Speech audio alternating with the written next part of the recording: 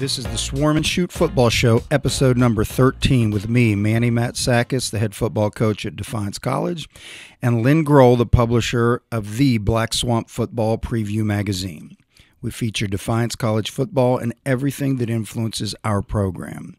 This show is brought to you by our friends at Big B Coffee, right across the campus on North Clinton Street.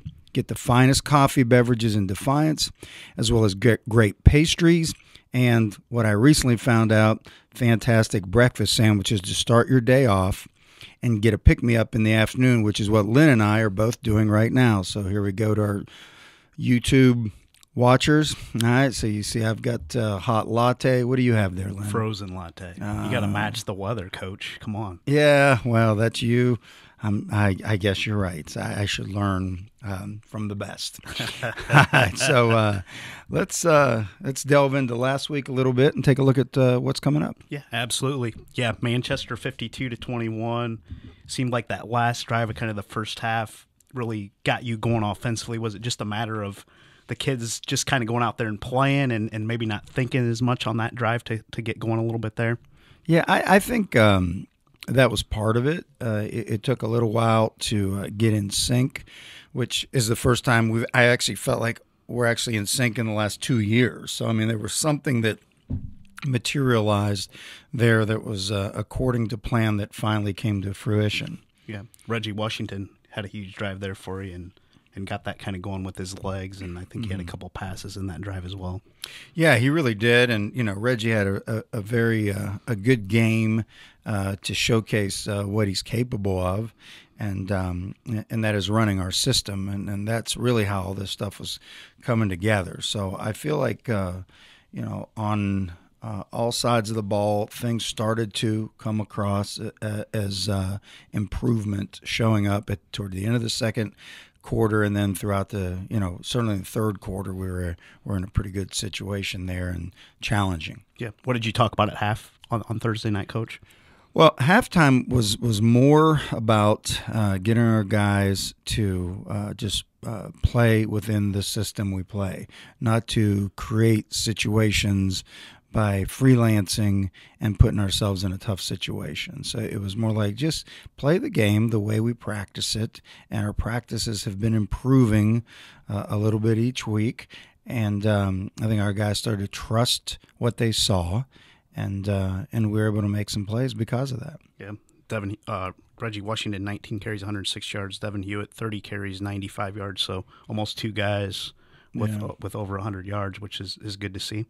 Yeah, I mean, when you look at the stats of this game, which, it's remarkable seeing how the tail of the tape went, and it's not the result was 52-21, but when you look at things like, hey, we had 21 first downs, Manchester had 19.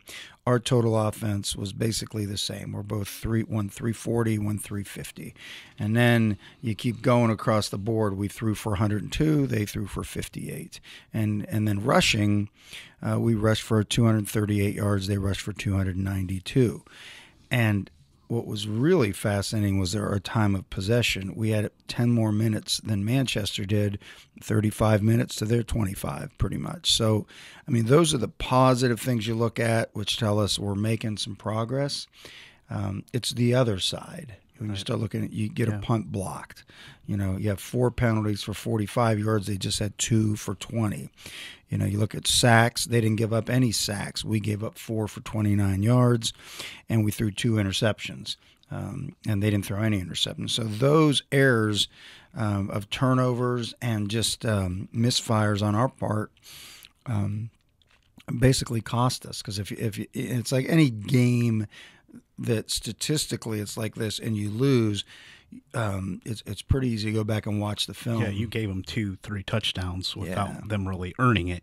Yes, absolutely. And when you give things away against a good team like Manchester, who is in the upper half of our conference, it's difficult to get a victory, and we certainly did not. Yeah, maybe it's 28-14 going into the fourth quarter.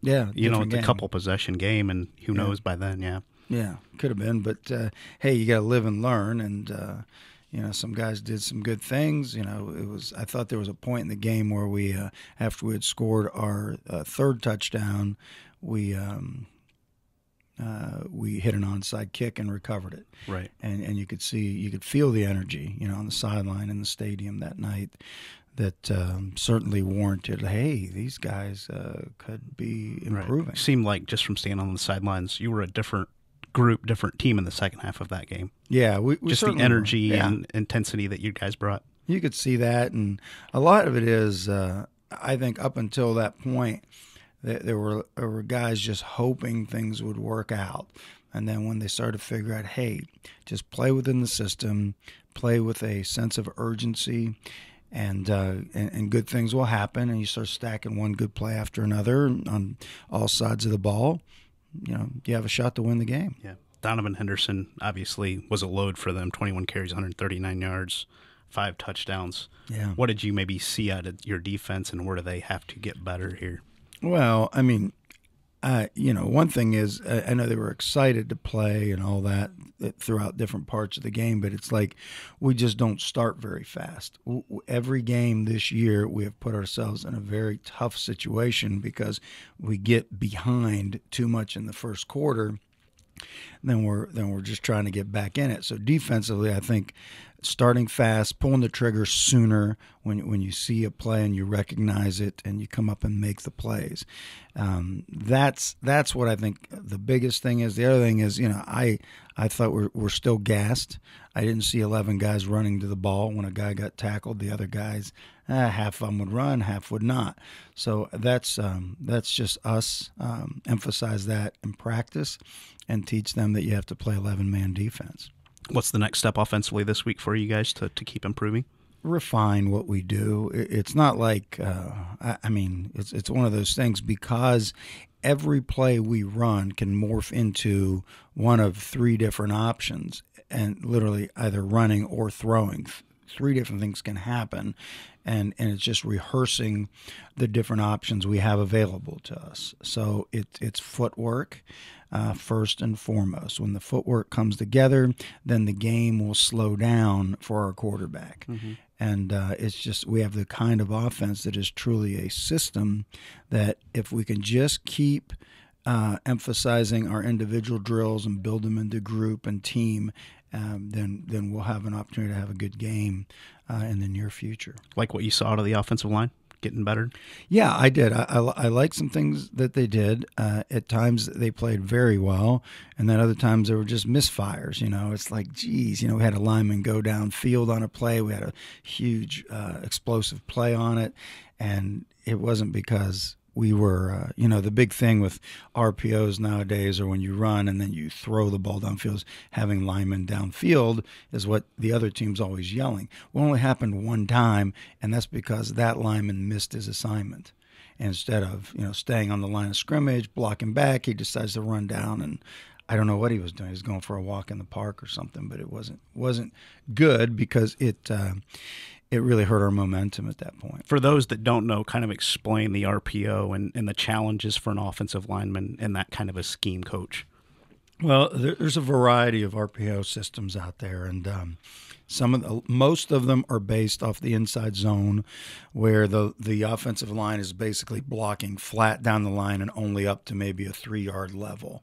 And during the time that the quarterback in that particular scheme, he has the ball in the belly of the back, and he is reading a particular defender to decide if he's going to give it to him, because the linemen only think it's run.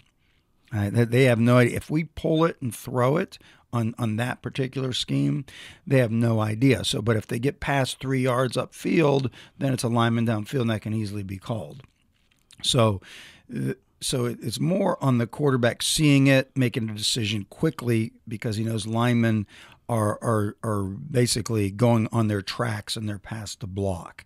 Now, what really happens there is when you're doing that, we're also matching up a particular pass scheme to throw behind or downfield based on how a defensive coverage or linebacker level player reacts.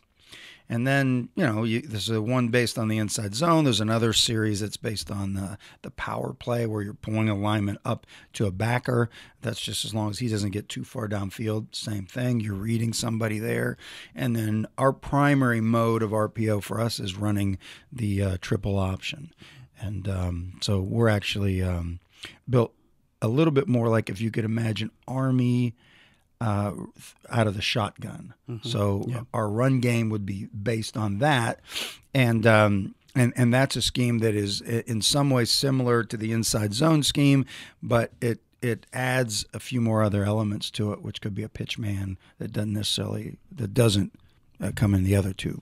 What has made the RPOs? I think you turn on Saturday college football games, you hear RPOs about every team. What has made this scheme so popular? When did you first kind of integrate that into your offense? Is that something that you've always had? Well, I've had it for like 25 years, but I never called it that. And then somebody started doing it. And these things actually started, from my understanding, it was like 50 years ago in the Canadian Football League is when it first started happening. Yeah. Maybe 40 years. I'm not sure. I wasn't around if it was, to see the Canadian game at that point. But I know that coaches that actually study the game realize it started up north, and then somebody down here said, "Hey, what if we did this?" Who knows? I don't know who it was, and they labeled it RPO, run pass option, and that's basically how it got going.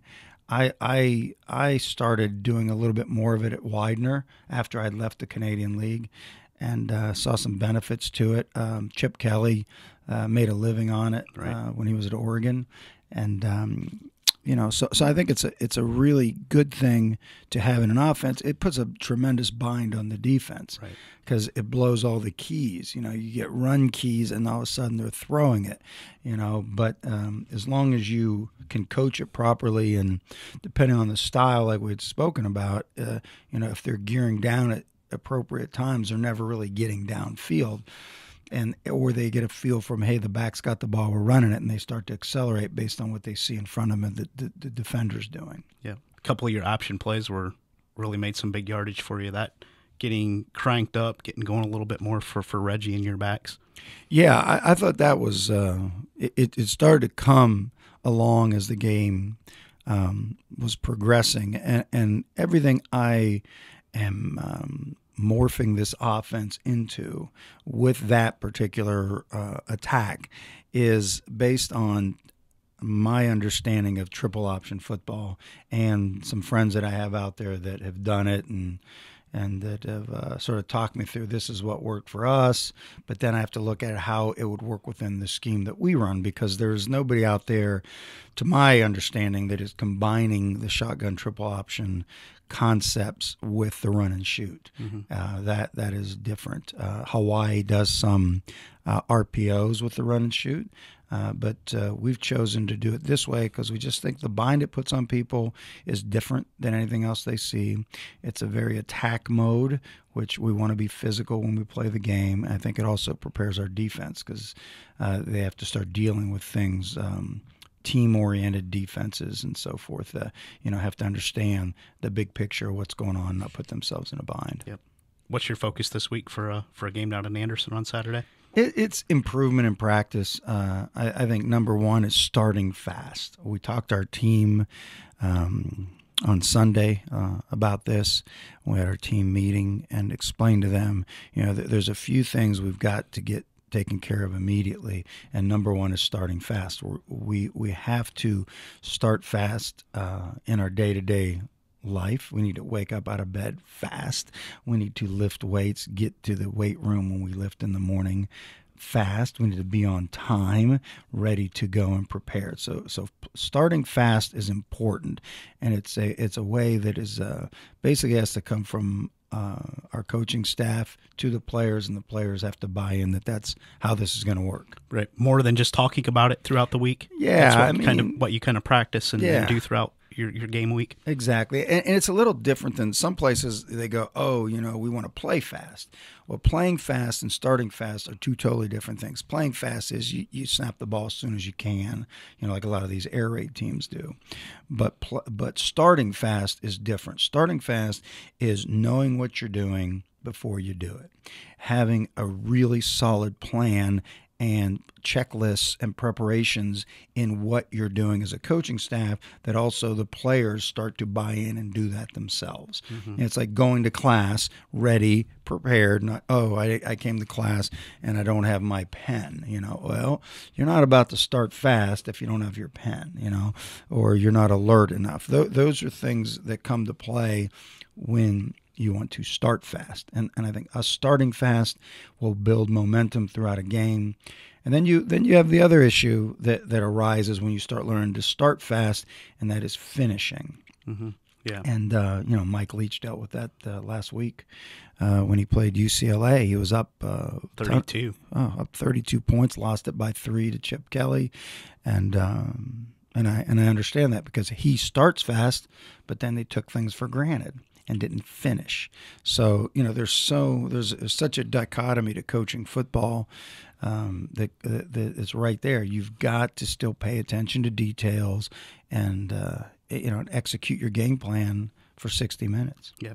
35 minutes of time of possession against Manchester. Would you like that down a little bit, maybe some bigger plays and that sort of thing right now? Or are you still trying to get this young group as many reps as possible? Take me through your mindset there, Coach. Well, reps is critical. I think at this point we want reps. Eventually explosive plays will come out. You may not have that kind of time of possession advantage. Mm-hmm. Right. If you look at that and you eliminate the 3 turnovers and you have that time of possession, you actually will win 90% of your games. I mean, and that's the beauty of it. So just like, a few weeks ago, Army went up to Michigan, took them to, into overtime game. Well, they played pretty flawless because they don't have anywhere near the players they have in Ann Arbor. So how did that happen? Well, I'm betting the time of possession was on their side, and they executed with great discipline, which is frustrating to other teams. Yeah. What is a time of possession that you like to have in your offense? Do you have a number that you kind of look at each week?